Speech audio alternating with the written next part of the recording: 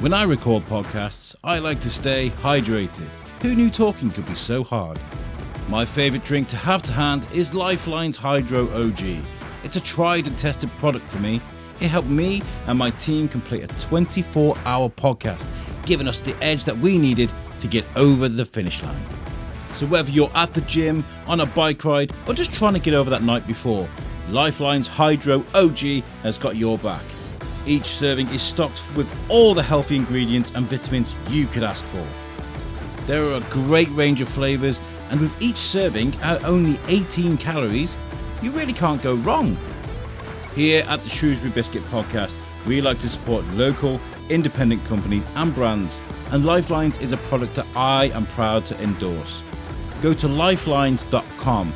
Now that's LYFELINEZ.com to find out more. Now, without further ado, here is today's episode. All right, guys, how's it going? Welcome to the Shrewsbury Biscuit podcast. Recording another little monologue before the show that we recorded with Amanda Jones and the guys from Shropshire Supports Refugees. We took a microphone around the town square and we spoke to a few people about their thoughts and feelings on the refugee situation and all about kind of like life being precious, you know, because that's the most important thing, isn't it? But before we get into that, I'm catching up with Verity. How are you, Verity? You good? Hi, I'm all right. Sorry, that was my little poochie barking. Dogs are allowed. Dogs are allowed on the biscuit. I always said that. Dog friendly environment. Excellent. He'll be thrilled. Yeah, absolutely. I'm doing all right, thank you. Are you okay? Yeah. It's been a busy week, busy old week, non-stop. I've had some great things happen this week. Some terrible things happen this week. But oh my goodness, what a roller coaster! I know. I didn't have a car accident, but I had a thing in my car. It's really ironic because the day before I got my tyres changed, right? And then the next day I'm driving down that road towards the BP garage by the laundrette by Meal. And there's like cars and there's always cars on the side there. And this workman flatbed lorry came towards me. And he was like right in the middle of the road. And I thought, oh my God, he's going to go into me. So I kind of swerved left, hit the curb at 30 mile an hour, and it exploded. Bam! My tyre did. And then I had to sort of limp home, which is just around the corner from there. It was really traumatizing. Do you know what? If I was in a situation like that, I would legitimately probably just cry. I wouldn't know what to do. I just remember being behind the wheel of my car, going to myself, I need to go home. I want to go. I just want to be home. I just want to go home. And there's a woman behind me screaming and shouting, hurling abuse at me because I'm driving like 15 miles an hour on my rim, you know, on my alloy. That's people being people, isn't it? She obviously didn't know about your trauma. I know. How do people not automatically know about my trauma before they meet me? That'd make life a lot easier, wouldn't it? Yeah. Wouldn't it just? So that was crazy. But before in the week, I went to, it was actually the night before, I went to Stephen Marshall's event at Highly Flammable, a life coaching thing. He'd been planning it for such a long time. He came on the podcast to talk about it, and he invited me to come along. And Dan Reed was there from Men Walking and Talking. This was that guys only event I told you about, Verity.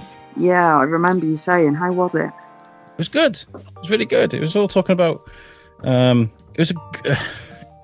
Again, trying not to sound misogynistic. It was a blokey environment. You know, lots of sort of robust language, I guess you could say, being used, and all about finding your inner demons. But you use the word beginning with B and rhymes with twitch. Yeah, your inner twitch. Oh, okay.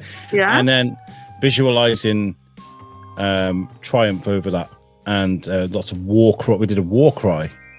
War cry. War cry. All together? Yeah, and then individually. I bet that was a powerful moment, wasn't it? It was actually. I was like, wow, that wasn't bad at all. Because like, I because he was teaching us how to breathe, which if I know how to breathe. Sure. But once you get into that zone where you're breathing and you're thinking through it and you're visualizing those things that are holding you back, you're kind of there then, aren't you, with it? And then when you scream at them, it's quite emotional, actually. Yeah. Have you ever done that? Have you ever screamed off the top of a mountain? Ah! No. Do you know what? I have walked through. I live next to a woodland. I have walked through the wood, and me and a friend have just gone, let's just scream it out. Let's scream it out. So hopefully there wasn't anyone nearby, because there's lots of walkers and bikers in there all the time. But I have done a little bit of screaming. It's quite cathartic. Get it all out. It's a nice feeling. But anyway, scream therapy, they call it, I think. Scream therapy. Scream therapy, and it's an actual thing. Oh, that sounds really interesting. Something I should look into. Because I do feel like you need to get that energy out. I mean, a lot of my creativity, there's a few things going on in the background. I'm meeting with Tom Bruno tonight, actually, to talk about a potential new podcast we might start. I don't know. Because I like to make things, and I feel like because we've stopped doing Thor, Skin, Yusok, Inglorious Barstools, them kind of shows, I feel like I'm missing the opportunity to blow off a bit of steam. If that makes sense. Right. So I feel like we're going to make something like that. But we'll be meeting. A lot of my creativity is how I blow off a lot of my steam. A lot of people use exercise and meditation.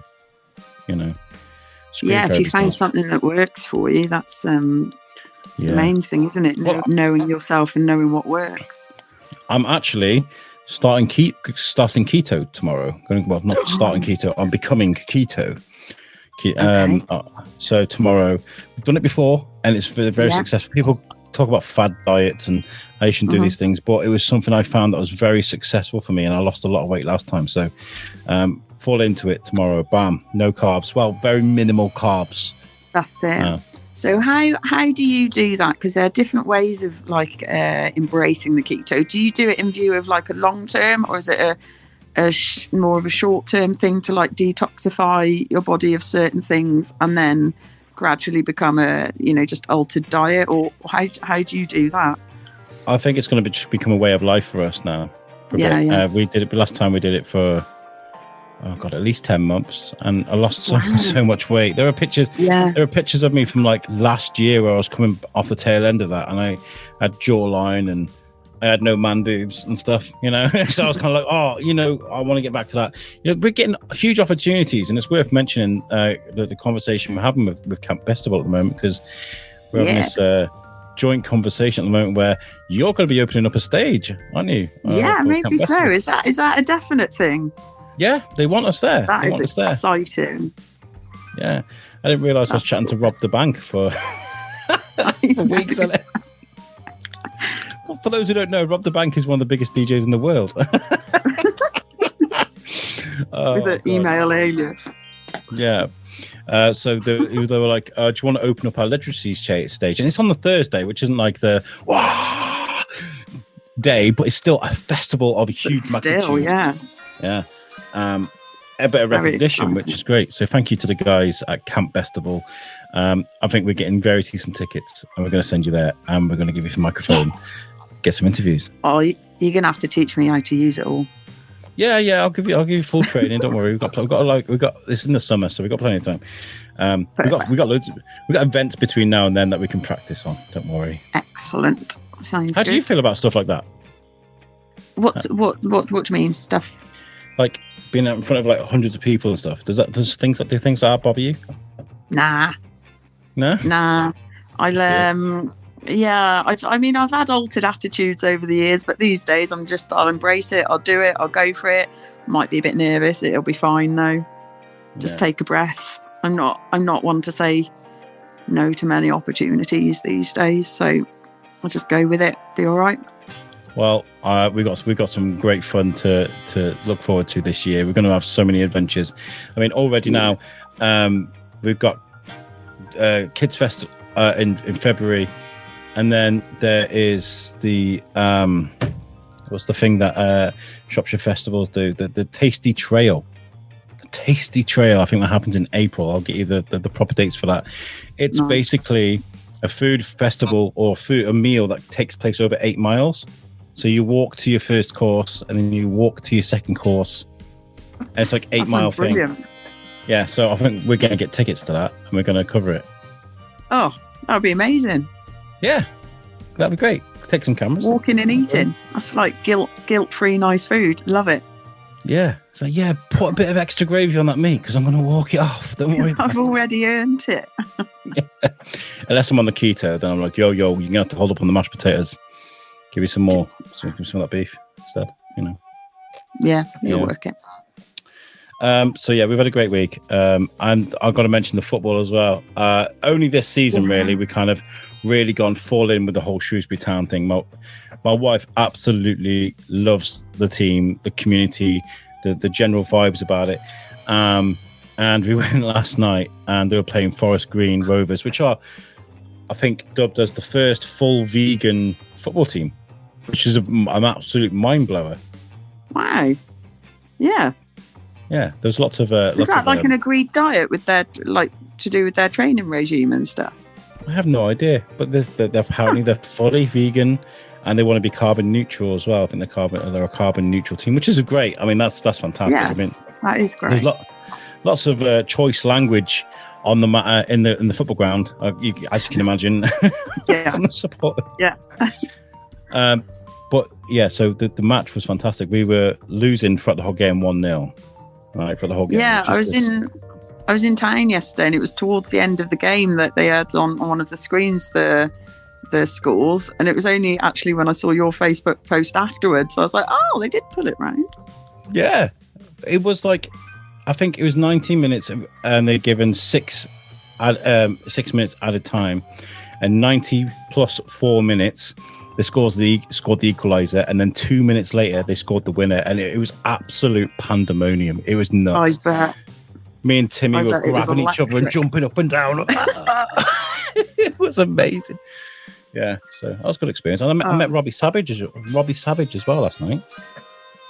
Do I know who Robbie Savage is? Ex-footballer. He's from Wrexham originally.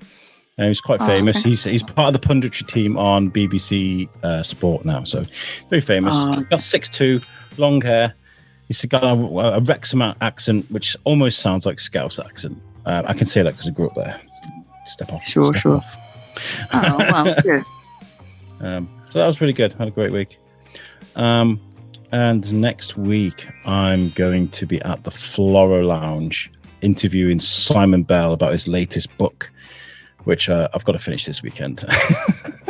So thank you to the Flora Lounge for letting us come and just sit upstairs.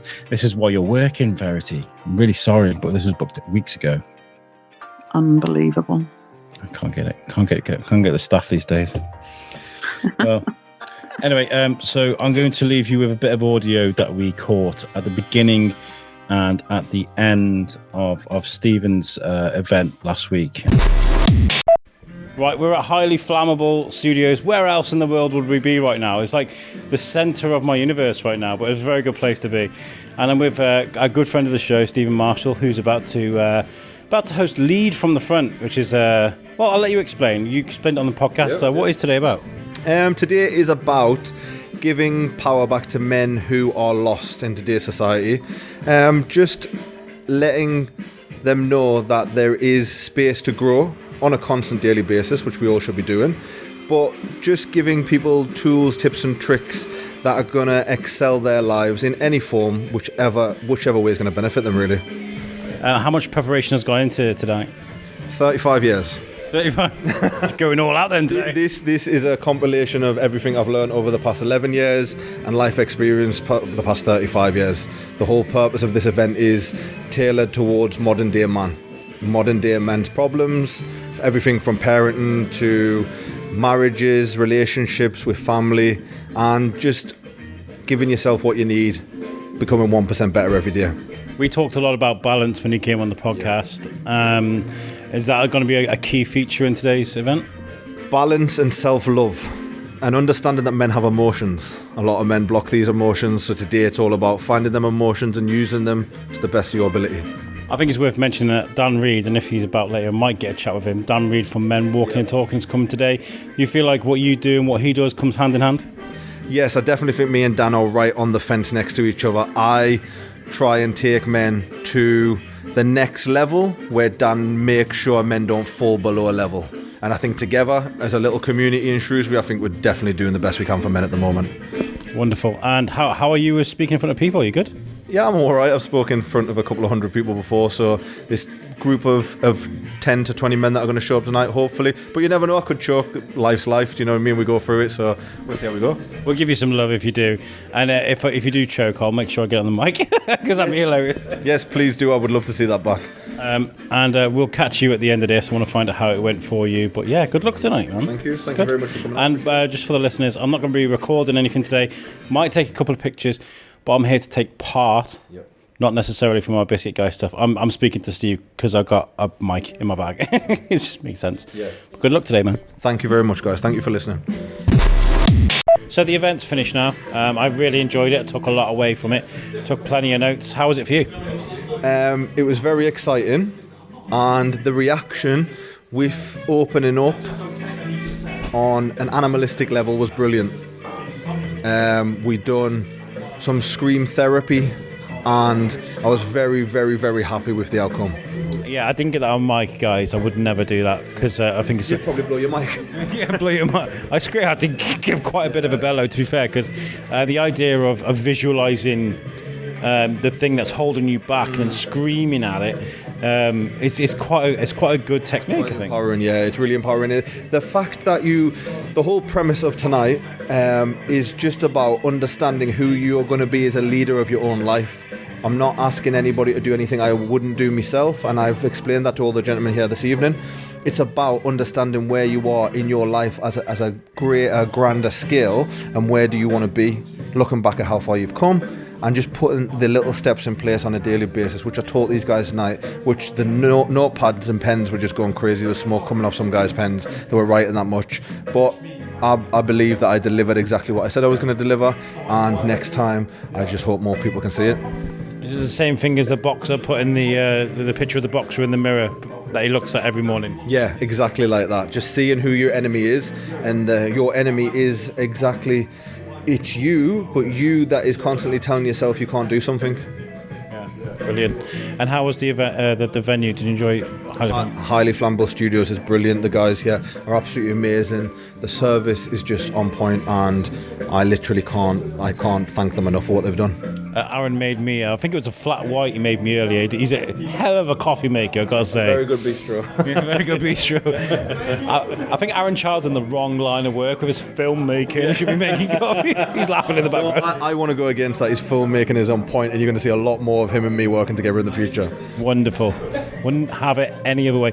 So, guys, Stephen's going to tell you how to follow him online for those tips and for those bits of advice that will make you a better person. Make sure you follow him. You can find me on Instagram at Stephen Marshall Coaching. You can find me on Facebook at Stephen Marshall-Coaching, and the website is stephenmarshallcoaching.com. Wonderful. I've had a great time. Thank you so much. We're going for a pint now, I think. I want to say thank you, Stephen, for putting yourself in a position where you can change the lives of guys, because, I was talking with Dan Reed from Men Walking and Talking and speaking to Stephen, and it's just a really nice trend to see that there is help out there for guys if they need it, and for women too. And I had we had this great idea of creating like a round table discussion at Highly Flammable or wherever else we want to do it, but with a couple of guys, a couple of great advocates for guys and a couple of great advocates for women. And we can have this great discussion about how do we solve these problems, or what are people doing? What do you reckon? Yeah, I think discussions like that are, they're just really important, to be open and honest. And everybody works a little bit differently, don't they? So what works for one doesn't work for all. But it's always useful to get a sort of spectrum of how everyone else does it. See if something like that works for me. For you. Yeah. Well, we'll put that together. And if you have any suggestions, guys, get in the comments. We're getting lots of nice comments and emails through all week. Lots of people want to come on the show and want to set up a show for this, that, and the other. It's fantastic. So thank you guys for reaching out. Right, I'll leave you with this great bit of audio. Amanda Jones, by the way, is an absolute warrior, and what she does for. And you are too. You're a warrior too, dog. Sorry. What's the dog's name? I got Remy and Milo. Remy and Milo, absolute legends. Absolute they really legends. Amanda Jones is great, and this is a great bit of audio. It's kind of like bursting your little bubble a little bit, but not intentionally. This is us just trying to find a way to approach things in a humanitarian sort of way and helping people, as many people as we can. So hope you guys enjoy it. But Verity, I'll catch you next week. Hope you. See you next time. See you next time. Next episode. Enjoy this bit of audio, guys. Peace out.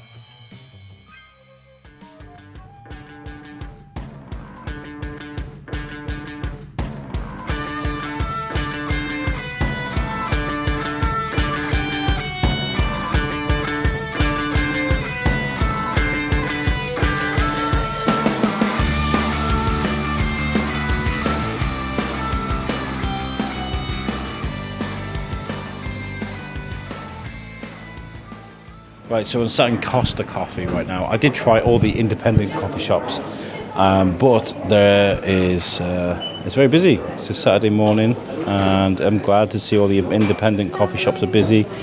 So I've had to duck into a place I don't normally come to. So today is all about something I feel strongly about, and I'm going to be very unapologetic about this, and something that needs to be talked about. One of my greatest beliefs is that human life is sacred, and there are a few situations happening in the world right now where human life has to be protected one way or another, and one of those ways is by making sure that people are safe. Sometimes you have to vacate a country to keep your family safe. Put yourself in a situation where there are bombs dropping on your kid's school, your house is being shot at. There are militia outside that are harassing women, shooting people, and causing havoc. I mean, you wouldn't want to be in that situation. So today, I'm going to be speaking to Amanda Jones.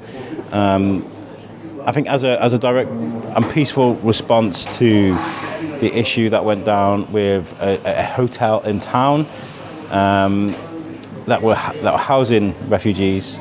A few weeks ago, there was an issue where there was a bomb scare. There was a bomb scare, and I think because people didn't agree with how refugees were being housed. What happened at that hotel was completely disrespectful, and today's event and what is happening is a way of saying these are human beings, and they're as wonderful as the human beings here, and they deserve to be protected. So we're in a town square. We will be in a bit, and I'll be speaking to Amanda Jones and refugees. These people have been through an ordeal just to make sure they keep their family safe. And there's a good film to watch. I recommend The Swimmer, which is on Netflix. It's about two Syrian girls. One of them has dreams of becoming an Olympic swimmer, and of course everything kicks off in Syria, and they have to run for their lives. Please watch that film. It's quite harrowing in places, but it's definitely very good way of telling their story. Right, okay, so I'm going to enjoy a coffee. I can see across from Costa here into the square. They're just setting up. I'm a little bit early, and we're going to take our microphones and speak to people. All right, cool. Let's do this. So we're in the town square, and everything's put up. There's a marquee here, and Amnesty International are here as well at the same time. Was that planned? No, they're down by the Unitarian Put that in your mouth. Pull it out. Yeah, no, I just walked past them on the way to the square. They're out there as well. They're signing letters. It's just down by the Unitarian Church. Oh, yeah. Okay. So you walk past them, and then you come to the square, and here we are in our full glory. Big red gazebo. Can't miss us. I did a bit of a monologue before this, talking about how despite what people may think about the world and their geopolitical stances on things, life is sacred, right? Life is sacred, and that's the most important thing. It should be. Absolutely. And actually, I'm quite a spiritual little person deep down. We're all exactly the same. We're all one energy. It's a science. Look it up. the science of energy. The science of energy. We're just we're just collections of molecules and atoms that are kept together in the form of a body for a short period of time. Yeah. And that's how I see everybody. So I don't care where they're from. If they need our help, they can have it. A lot's happened with Shropshire Supports Refugees since the last time we spoke properly. Yes. You've had your bit of funding. We had a pandemic. We had war. We've had so much going on, and you've made your stance pretty well. I have really tried my best. Yeah, I mean, you've just got to really be true to what's in your core, haven't you? And try and stay focused, because there's so much distraction. There's literally so many things have changed, haven't they? Just living. Living in general has become stressful for everybody. The cost of living has made everything difficult. Health has made things difficult. But on top of that, you've got these wars that are happening, and over 100 million people kicked out of their homes because of it, and living in camps or having to come to countries and start again. And there's, I think the only thing that we can all do is our best, isn't it? To try and make things a little bit easier for everybody else. Yes, and I looked up the definition for refugee the other day. It's on my phone somewhere, and I think it just explains that when one has to flee their country to save their lives. Yeah. Everyone's something like that, and I feel like that's the most important thing we should be focusing on, is that, you know, if we were in their position, in the refugees' position, where bombs were being dropped on the local school, there were a militia out in the streets, harassing people, shooting people, arresting people, in those situations, we'd all want to get out of there. We'd all want to do what's best for our family, right? Yeah, you put your children, family first, and that's what a lot of these guys have done. So, you know, women and children have left Ukraine. We've got men coming over here in boats because there's no other legal way for them to get here. And they're coming ahead of their families so that they can bring them here to keep them safe and give them a life that we all deserve. So it's the same across the board. You know, Syrian families, when they came over, they just wanted to keep their kids, give them a chance to have an education and a life. You know, everybody would do that, everybody. There's a bit of a stigma and a bit of a difference in the way people. So we talk about the refugees from Ukraine and we talk about the refugees from Syria. Everybody's like, oh yeah, God bless the people from Ukraine. And then when they speak about Syrians and the way they come over, there's a bit of a difference in the dialogue and the way people react to them. Especially the ones that come over by the routes that are deemed as not legal now. You know, when the Syrians came, the biggest shock was the culture. But people were generally polite and, you know, tried their best. Then, you know, we had the Afghans, and because that was a popular cause with the government, everybody welcomed them with open arms. We had 1,900 phone calls in 1 week, people offering support in lots of different ways. And then we helped those guys best we could, because they're, you know, completely covered by Telford and Meakins resettlement team and the volunteers that go in there. So we helped those guys, but we never came across the kind of racism that the guys in the hotel have received. And when the Ukrainians came, you could see, you know, flags hanging out of the windows. And for me, everyone's the same. But we we now have a facility where Ukrainians are able to help people who aren't the popular refugees, you know. So we're finding our way around the system anyway. Yeah, we're dealing with a rhetoric that keeps showing its ugly head, and I don't want to keep focusing on that because I want to try and be as positive as we can. You have to have a balanced look, don't you? You do, and you know, we talk about the hotel. I didn't mention the name of the hotel just in case there are any implications or any problems from the back of this podcast. But there was some serious threats made. There were issues that I mentioned, the bomb threat at the beginning of the podcast. There are problems there that, you know, could offer threat to life, and it's understand, like, when someone comes from a war zone and they enter another war zone of a different kind, it must be so traumatizing. It's horrible for them. They couldn't believe it when I told them that there were people in this town who were afraid of them and who were afraid of what they might do to their women and children. I mean, I showed them all of the support they have as well, so they don't think that Shropshire hates them anymore. They did, but they don't now. They realise that it was just like a handful of people that have no logical reason for being horrible to them and don't know them. And if they met them, they would really like them. They're lovely guys in there. My Shrewsbury did a really good story. Yes, they did. And that was really worth looking into, because I think they did a really nice balanced story about why people come, why they don't stay in the places that they come through, and what their aspirations are, why they're here. So look that up. And God bless Katie Rank for doing that, because it was a great article, and she got so much hate for that. Lots of support as well, though. Yeah, and more support. And that's the thing I'm trying to highlight to everybody, that there's a tiny percentage of this Shropshire, of this country, a tiny percentage of the country that passionately hates refugees and migrants. Or they might like some, but not all. But most of the people in this country, rightfully so, are fairly indifferent. They just want to get on with their lives. They don't care who's living next door to them. They treat everyone the same, and that's the fact. Then you've got this small percentage of people in the county, like myself and the 3,700 people in my support group, who really want to help, really want to help. So it's like you've got the two ends of the extreme, and then you've got in the middle, and everything in between, like a sliding scale of how active people want to be. But the reason why we've come to the square today is just to put the message out that this isn't a hateful town, it isn't a hateful county, and that as much as there has been some people being quite vocal about not wanting the guys in the hotel there, that actually this is a kind of response to that, really. Well, we do want them there, so yeah. It's a show of community.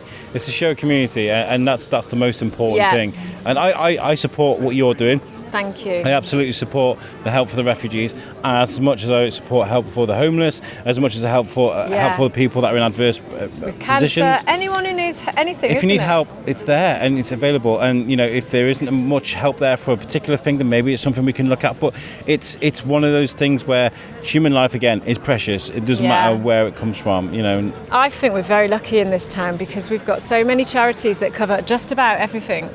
We get together, we network together, we help each other out. There is literally a charity for everyone, and if there isn't one, they need to let us know and we'll start it. But I think what we also need to do alongside all of this is look at the causes, look at the root cause of all of this pain and misery that's in our country, in our county and in the world. And you can't turn a blind eye to the people who are making a really bad job of running it. So let's look at the root cause of why the wealth and healthy living is not distributed more fairly in this country and the world, full stop. Yeah, that's another issue. We could do a 4-hour podcast on that. We could get on Rogan and talk about that. And why have we got so many refugees? Well, let's have a little look at the war story, the war machine. Let's not do that now, but go and do your research. Absolutely. And do you work well with other charities? Is there charities that complement you guys? We've always done that, but in particular right now, I mean, every time anything changes, there's a new group of charities that we work closely with, depending on the need, depending on the cohort, depending on what we need. So right now we're doing absolutely loads of work with sport facilities for the guys in the hotel to keep them busy, to keep their mental health well. So Energize have helped so much with that.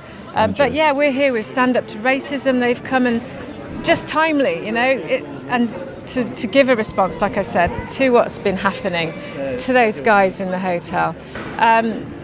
There's so many I can't mention, and I hate to start the list because then I always miss someone out. So I do that all the time. All I can say is that we're just ever grateful for the help and support. Then you get my mum going, "Why didn't you thank me on the podcast, you didn't Alex? Mention me. Why are you doing that for?" Because my brain's the size of a goldfish right now.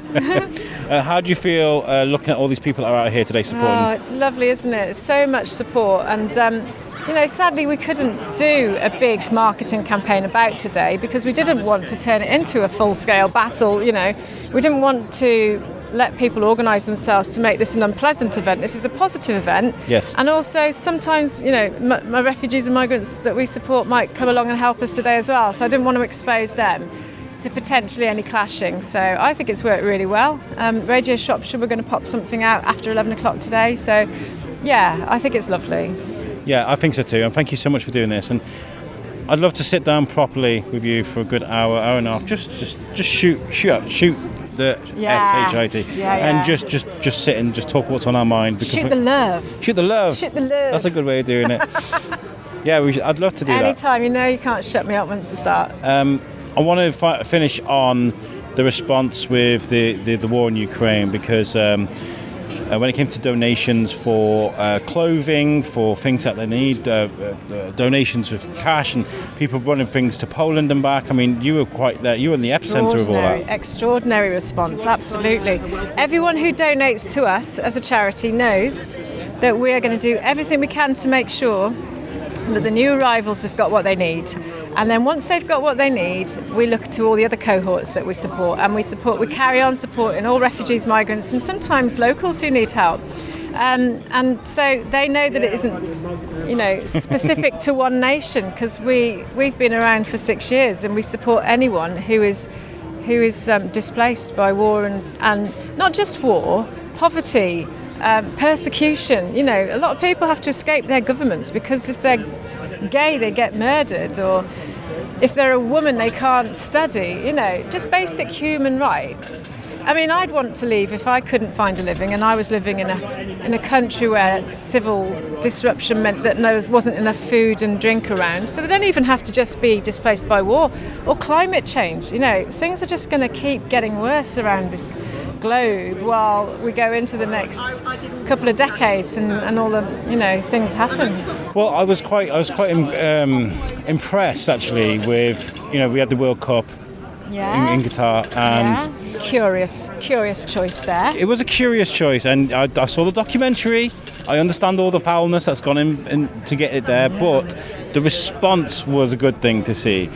Not a great place to be. They didn't just take it lying down, did we? We were like, this isn't. There were a lot of people that boycotted it. There's a lot of people that were outspoken about it, and some people. There was cultural conversations going on. It was a really nice thing to see. Yeah. The backlash was probably the positive thing from the bad thing that happened. If you know what I mean. Well, I think what's happening is that, certainly in this country, and I think globally, people are waking up. They are waking up to what's actually happening, the corruption that's running this world, and it's less easy to hide things, and it's less easy to walk away and pretend you haven't seen it. And I think now we're really sort of sorting out the wheat from the chaff, those that can see what's happening and those that don't want to see that's what's happening, and then the ones that are doing it. Well, I think you're wonderful. I think you're doing a great job. I know you've got lots of people to speak to and lots of things to manage today. How can people that are listening to this help Shropshire Supports Refugees? We have a website where you can find out how to contact us and offer any kind of support at all, whether it's your time, access to your services, your businesses, discounts for refugees and migrants, donations of clothes, household goods, toys. You guys got a warehouse now, haven't you? Funding. Yeah, we've got a lovely place in the Riverside at the moment, but we are looking for a new home. So if anybody would like us to rent their beautiful town centre space with lots of floors and loads of rooms and a shop front for free, that would be perfect. Just get in touch. Wonderful. Thank you so much for chatting to me, and I'm going to go and try and get a couple of stories, so maybe you can point out some people that have got good stories to tell. Speak to Dave here from Stand Up to Racism, and we'll do that then. Thank you. Great. Speak to you soon. Cheers. So I'm Alex. Yes, I'm from the Shrewsbury Biscuit podcast. Yeah. Just hold that mic up to your mouth. Yeah. Okay. Would you like to introduce yourself? Yes. My name is Kariman Yakul, and I live in Shrewsbury for the last 24 years.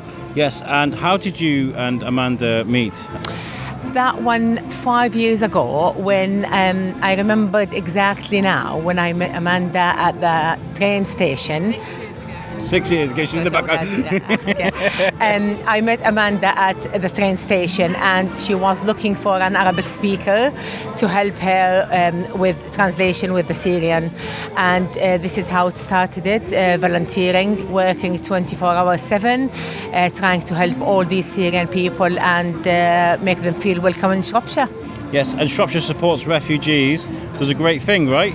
In helping people that come over? Yes, of course. The way it started, it was really, really small, and the way it now, at the moment, it's really amazing how bigger it is, and how many people get benefit from being in touch with Shropshire Support Refugees. Really, it's make a big of change for the people here, how to look to refugees, how to look to multicultural people, to the Muslim people. It's really amazing getting all people, all these cultures together.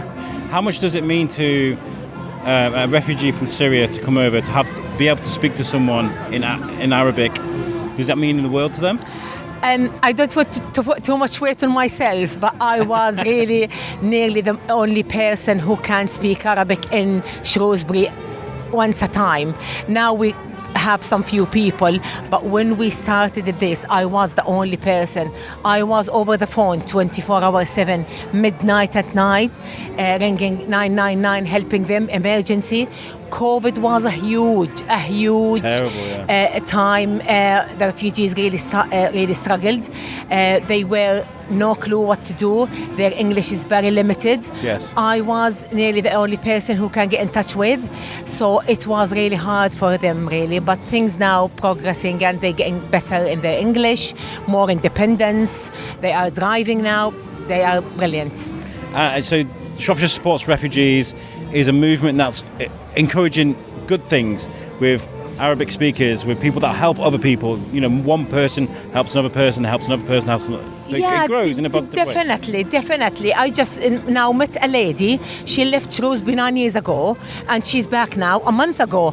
And I just met her today here, and she said, "Oh, I would love to get involved." So I straight away gave her the Shropshire Support Refugee email, and she will join us soon, really. So that's a bonus. Another Arabic speaker coming in soon.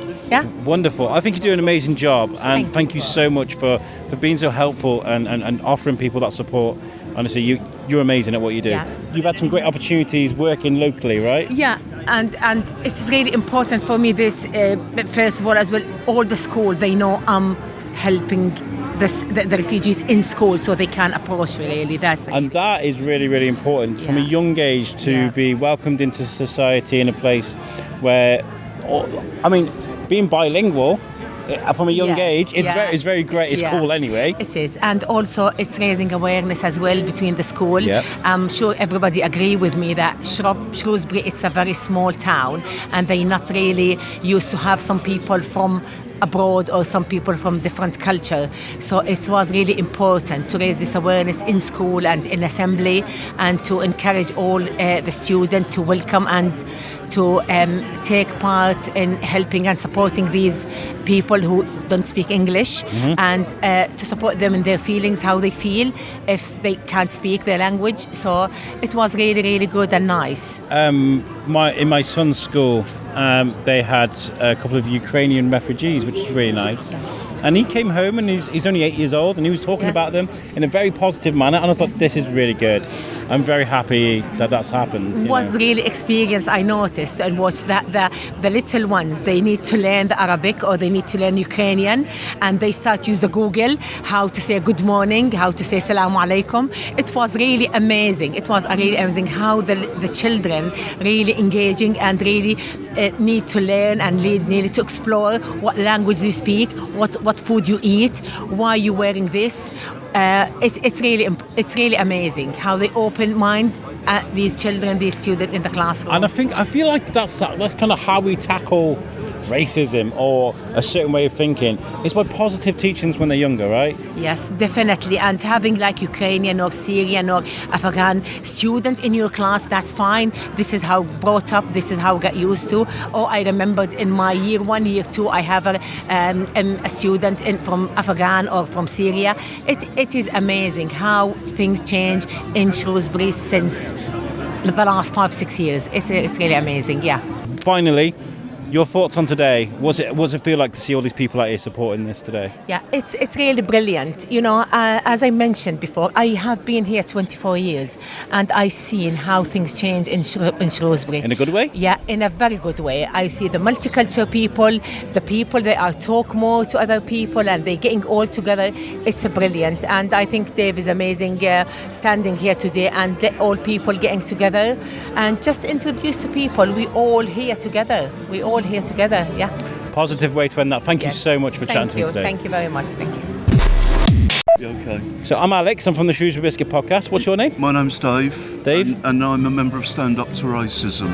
Stand Up to Racism. Help out here with Shropshire Supports Refugees, all out here making some positive noise, right? Yeah, absolutely. I mean, we're really concerned at the moment about kind of the rhetoric that's coming from the government, which is basically blaming immigrants and refugees for all the ills in the world. I mean, completely ludicrous, but what it's doing is obviously stirring up the potential for hatred of people who are very vulnerable, come from awful situations and left unsupported and almost like locked away in hotels without any support at all. So we're guiding people really about local support. At the same time as sort of saying really we need to be sort of speaking out and saying people are welcome.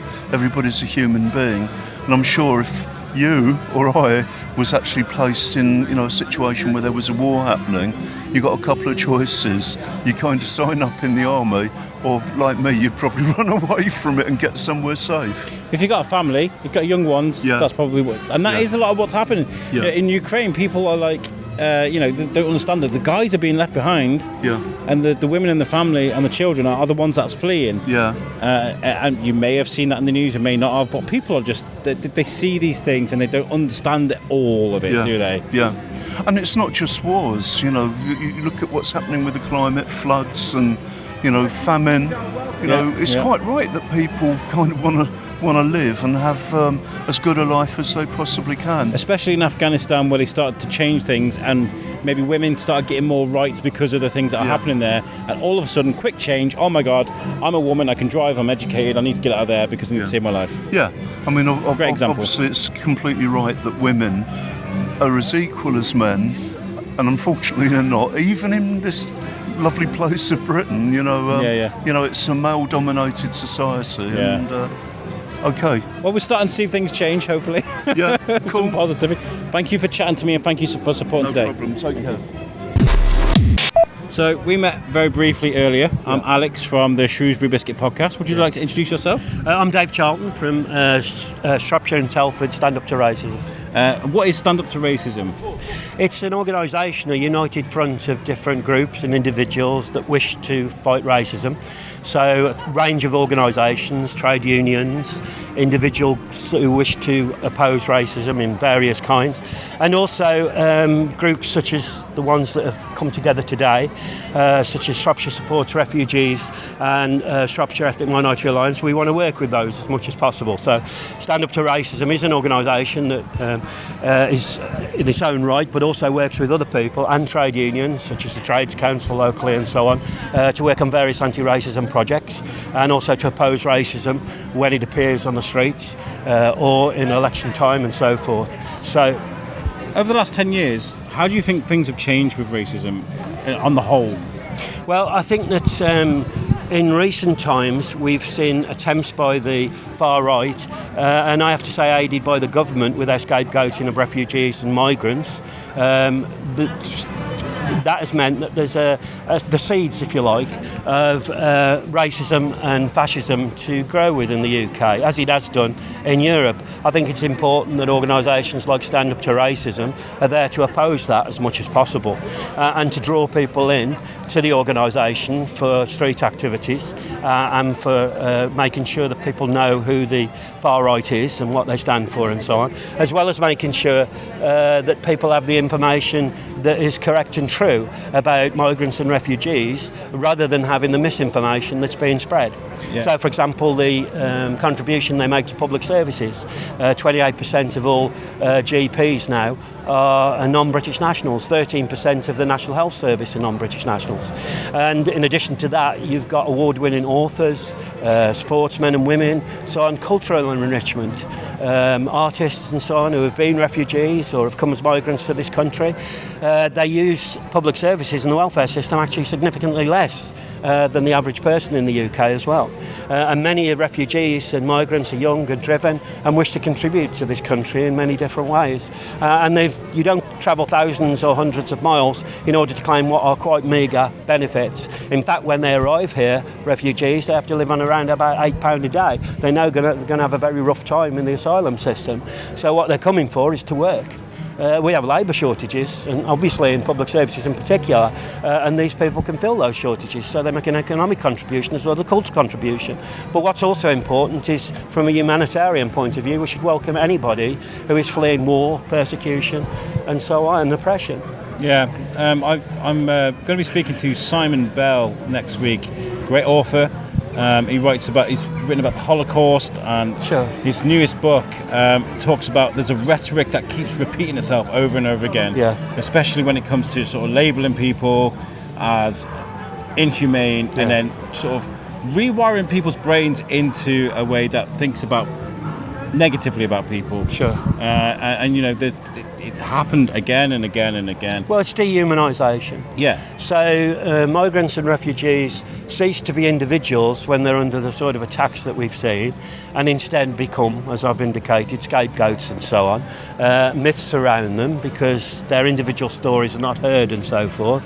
And people, I think, very often, I mean, we've had a very good reaction today, but people very often, once they hear stories, even if initially they're resistant to the arguments we're putting forward, once they hear the stories of what these people have been through on a human level, they can communicate with that.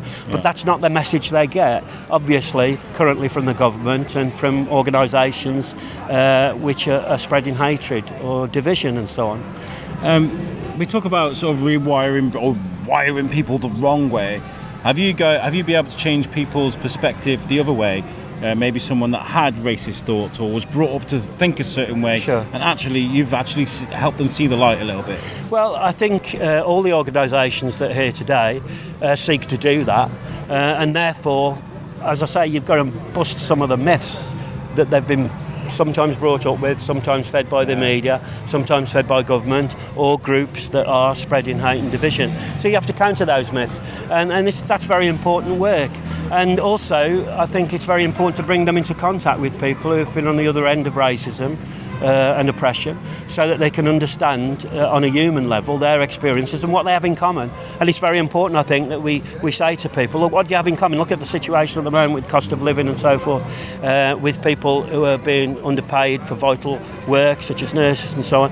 What we have is people who, because of their class, are effectively united in a common cause, because ultimately, at the moment, they can't afford to pay their bills. And that applies to everybody, whoever you are. And obviously, the struggle to achieve a fair and just society can only really happen if we get rid of the divisions that are sown by some people. So it's very important to say to people, look, you have a lot in common with these people, and here's their story on a human level. And here's what happens to these people very often when they're the victims of racism and so on. And yes, I think people can be changed. I've always believed people can It's all be about changed. having a healthy conversation. And say like somebody's listening to this now and they know someone, I think we all kind of know someone that's a borderline racist. I feel like there's, I don't know, an old relative or a friend or someone that may say things that you're like, probably shouldn't say that. Sure. How do you have a healthy conversation about that with someone? Well, I think you dismantle some of the myths and stereotypes that are being paraded through those sorts of arguments. So you say to people that what is the basis, what is the evidence for what they have to say about these people? And do they know these people? Do they understand what they've been through and so forth? And then you try, and some of the facts that I offered you earlier are important to talk to people like that. You need to offer them those sorts of arguments so that they understand that everybody makes a contribution to society, regardless of race, ethnicity, sexuality and so on. And so in order to attack prejudice, I think you have to bring on a human level the stories of people who experience racism, but you also have to say to them, look, there's no evidence for what you're saying. These are the true facts.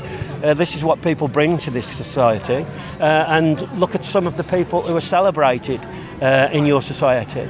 Where did they come from, and where did you come from? Because we're all migrants. Ultimately, if we go back in our family history, at some point, the vast majority of people will find that their ancestors were migrants because of poverty or because of oppression or because of something. Well, famously the 23andMe. I know you've got to go off, so we'll sure. But the 23andMe tests that people are doing at the moment, they're sort of finding out their heritage and through DNA tests and things. It's raising some eyebrows, and some people realising that, maybe in America, the cold-blooded American one. Actually, you've got relatives from Israel, or you've got relatives that are German, or you've got, and that's quite interesting. So you've got a coffee here. I'm going to relieve you of your interview. All right, thank duty. you. Okay. Thank you so much for chatting to me today. All right, that's okay. Thank you. All right, bye-bye. Wonderful. Right, so we've got some really good interviews there. I've got to tell you, the Town Square's buzzing. There's a couple of dozen people out giving leaflets, having conversations. People are stopping in the streets to talk to them. And this is all about, I'm not trying to burst your hazy bubble and sort of aggressively sort of push this into your agenda, into your lifestyle. I think we should all be having healthy conversations about refugees, about immigrants, and about how how culture is created and changed and morphed, and that is how it, it should be. We should be welcoming people, and especially when they've come from a war zone or adverse conditions, and we shouldn't be waving our judgmental little fingers in people's faces. I think this is a positive thing, and I want to organise a proper sit down, relaxed, with cake and coffee, chat with Amanda and a couple of people from a setting like this, so we can have those conversations. And I would love to hear your comments as well. If you have any messages of support, or you want to get involved with Shropshire Supports Refugees, or you have anything that you want to add, please, on the link for this podcast, drop a comment, or you can email us at shrewsburybiscuitpodcast@gmail.com. This has been a great day. I've enjoyed speaking to these people. I want to say thank you for listening today, especially if this isn't your thing, and I don't know if maybe if we changed your mindset a little bit. I don't know. Either way, thank you for tuning in, and we'll catch you guys next time on the Shrewsbury Biscuit podcast. Peace out.